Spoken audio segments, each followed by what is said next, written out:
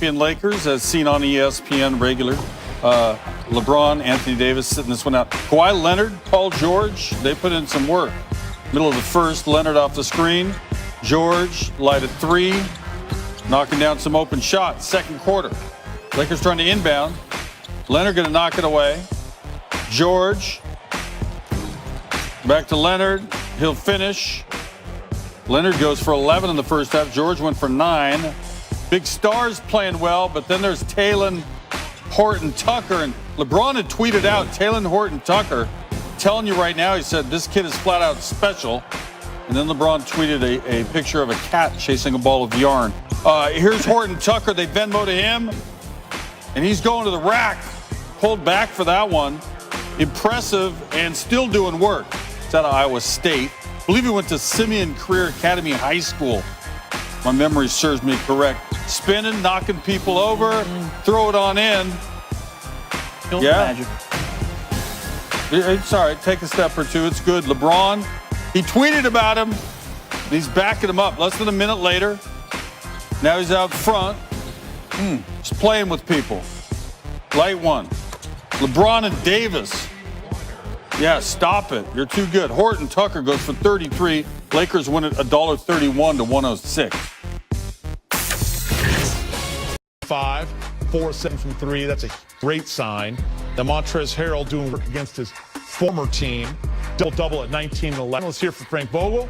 He's speaking with Mike and the media over Zoom.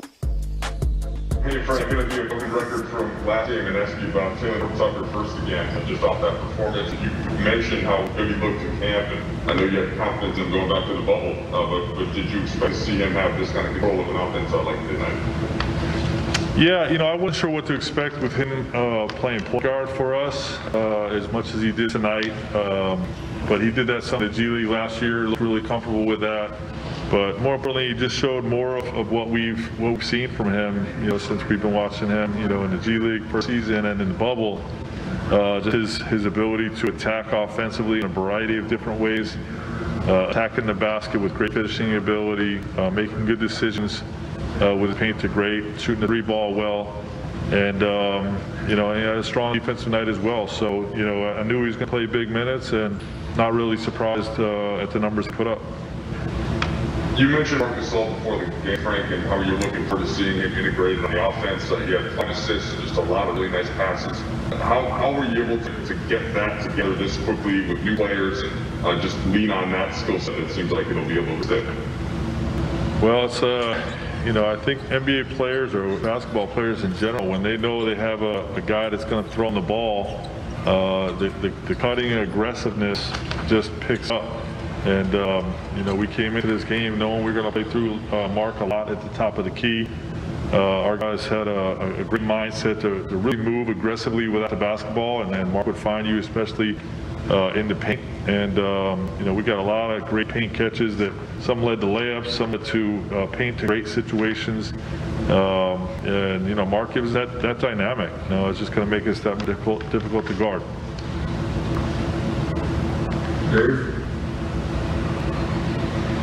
Frank, what's going to be the key to translating Talen Tucker's production from giving him 41 minutes and giving the ball and saying, hey, we're missing a bunch of guys tonight, they're resting, have at it, to potentially find a role where it's however many minutes off the bench, whatever, and trying to still have that confidence and production?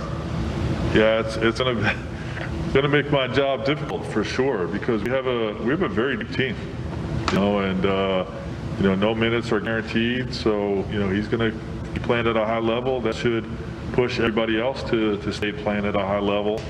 And but like you said, it does give us that luxury of helping, having him carry the load some for some of our guys that played deep into the championship run last year, had a short off season, and he should be able to carry some of that load.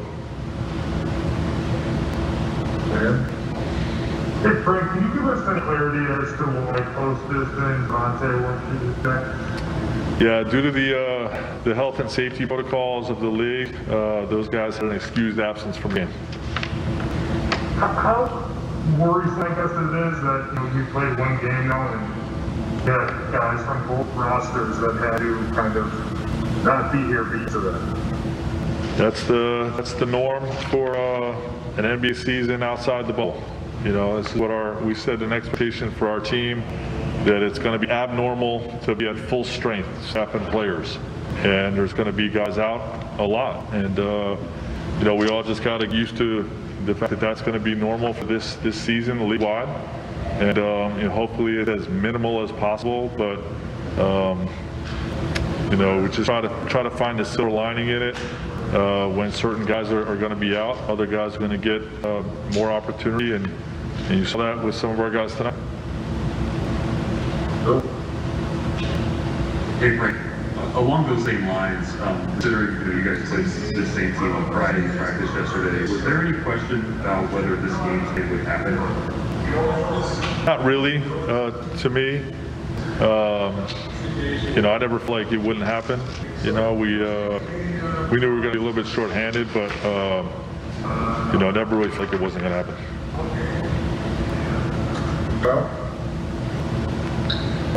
Frank, just kind of looking ahead to Phoenix and the road environment, are you guys even aware of, you know, what the procedures are going to be, what kind of facilities to use in that building, and how much you already know and how much you're still waiting to find out just a couple of days before that happens? Well, it's one of those things where we've kind of heard what it may look like, but you know, until you get there and see it, you know, you kind of just have to figure it all out with your first trip. We're more familiar with what the NBA protocols are going to be, but then adjusting from city to city, where each local Department of Health will have different sets of rules. You know, that's what's going to be a little bit of an adjustment for us, is just trying to figure that out, where we're going, and you know, and you know, how bad is the virus and the pandemic in that spot, and what are their local actions where you were at the top of the key, picking guys out with pass. How much were you able to work on that kind of stuff in practice? Because I know it's a big part of your game. How were you able to implement it so soon? Well, guys, just, you know, coach made an emphasis before the game, saying try to execute that in the first half, and guys got comfortable with it, and we're getting good shots as an offense, so you know, it was pretty good. Mark, I want to zoom out for a second. What's it like playing in this atmosphere without fans, but in the arena, Staples Center, wearing the jerseys? What was this atmosphere like for you? Obviously, fans are a huge part of the game. You know, we miss them dearly. Hope to see them soon at Staples. But for me, it's good to be at a you know, real NBA arena with the spacing, and you know, and it's a little closer to regular games. It's not all the way there yet, because we made a huge part with our fans, but it's better than the bubble for sure. Mark, I wanted to ask you about Talen Horton-Tucker, the 20-year-old, how he played tonight and the recipient of some of those passes. What do you make of the kid? I like how decisive he is. He plays downhill, you know, tries to get to the paint, attack. He has a variety of ways, finishing around the rim, good finisher, great reader with the ball, without the ball.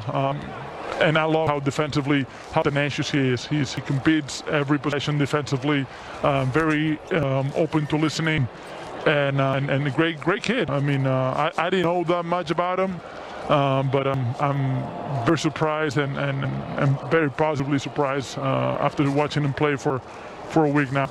And last thing for you, you guys, of course, play tonight without LeBron, without AD. Still play pretty well, Mark. Hit a lot of threes, make a lot of plays. How do you expect to integrate those two into the lineup, and as you guys get ready for the regular season, which is, you know, coming up pretty quick here? Yeah, it's different players, you know, with a lot of attributes, a lot of different ways of scoring. They're going to be obviously our main focal point of the offense, and then we're going to have to play without the ball and doing the movement. But you know, I think it's always great to, you know, to have the full team just to get used to each other out there.